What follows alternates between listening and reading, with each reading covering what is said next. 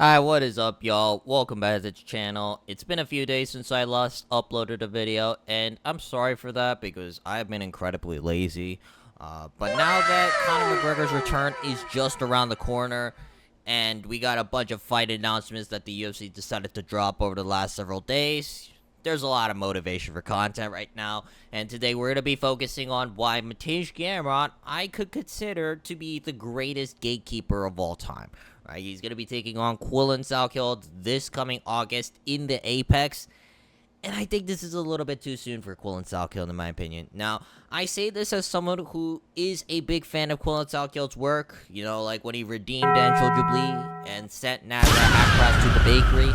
Those were very nice things. And considering how short of a career Quillen Salkeld has had so far in the UFC, I think he's going to be a future top 5 contender or maybe even a champion. But as of right now, I think it's a little bit too soon for him to be taking the Gamrot test, right? Because Mateusz Gamrot arguably should be top 5, and he is the greatest gatekeeper in lightweight history. Like, if you're not top 5 caliber in this division, Mateusz Gamrot will find a way to fraud check you, and it's very unfortunate because I would rather see Quillen Salkeld win. Right? I think that Quillen Salkeld is much more entertaining than Gamrot. Right? Not to say that Gamrot is necessarily the worst thing I've ever seen. I do respect the hustle, and I also do think that Gamrot, he has been dealt kind of a shitty hand by the UFC, but he never complained about it and just fought whoever the UFC gave him. But at the same time, though, I just wish we had some fresh faces in the lightweight division because it feels like we're going to kind of rotate around the same guys over and over again. And Mateusz Gamrot's always going to be hovering around that 5 to 8 spot, just fraud checking prospects left and right. And there's not going to be any movement in the division whatsoever. So I do hope to see Salkeld win this fight. But I think the difference in the wrestling is going to be a little bit too much for Quillen Salkeld in this matchup. All right, Mateusz Gamrot, he is a relentless grappler with crazy scramble ability in the wrestling, and I don't know how Salkeld's going to deal with that. Like, he got held down by Beneil Dariush at multiple points in the fight before finishing him.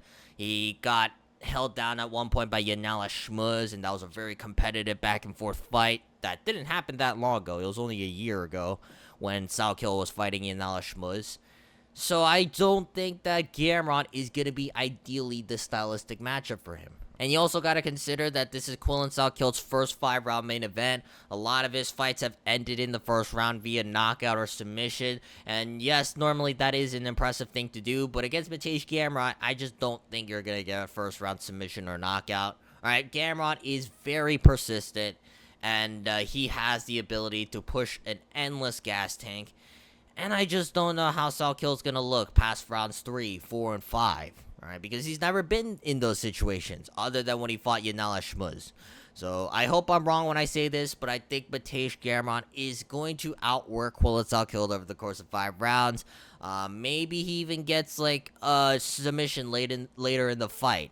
Like, I don't think Mateusz Gamrot's going to do it, but he is going to comfortably win this fight. I do hope that Salkeld is able to just head kick Mateusz Gamrot so we can get some fresh faces in the division and we can keep the hype of Quillen Salkeld. But as of right now, I think it's a little bit too much to ask for him because he has just not been tested by any of the elite guys in the UFC lightweight division. So I'm going to say that Mateusz Gamrot is going to fraud check him like what he did to Ludwig Klein, like what he did to Esteban Ribovic, like what he did to Jalen Turner back in the day. Like, I've just seen the ending to this movie way too many times for me to count out Mateusz Gamrot. Like, I remember back in the day, I made a video about why Ludwig Klein is gonna beat Mateusz Gamrot. Like, oh, Ludwig Klein has like 90% takedown defense, and Gamrot only has the takedown threat.